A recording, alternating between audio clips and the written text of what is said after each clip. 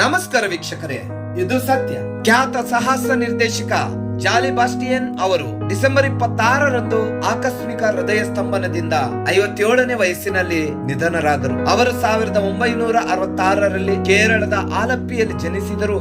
ಆದರೆ ಅವರು ಬೆಳೆದದ್ದು ಬೆಂಗಳೂರಿನಲ್ಲಿ. ಅವರು ಬೈಕ್ ಮೆಕ್ಯಾನಿಕ್ ಆಗಿ ತಮ್ಮ ವೃತ್ತಿ ಜೀವನವನ್ನು ಪ್ರಾರಂಭಿಸಿದರು. ನಂತರ ಅವರು ಸ್ಟಂಟ್ ಮ್ಯಾನ್ ಆಗಿ ಚಿತ್ರರಂಗಕ್ಕೆ ಪರಿಚಯಿಸಲ್ಪಟ್ಟರು. ಇದು ಅವರಿಗೆ ಸಾಕಷ್ಟು ಮನ್ನಣೆ ಮತ್ತು ಗೌರವವನ್ನು ತಂದುಕೊಟ್ಟಿತು. ಚಲನಚಿತ್ರಗಳಲ್ಲಿನ ಸಾಹಸಗಳಲ್ಲಿ ಅವರ ಪಾಂಡಿತ್ಯದ ಜೊತೆಗೆ ಅವರು ಗಾಯಕರಾಗಿದ್ದರು ಮತ್ತು ಪ್ರಮುಖ ಗಾಯಕರಾಗಿ 24 ಇವೆಂಟ್ಸ್ ಎಂಬ ಆರ್ಕೆಸ್ಟ್ರಾ ಗುಂಪನ್ನು ನಡೆಸುತ್ತಿದ್ದರು. ಇದು ಸತ್ಯ.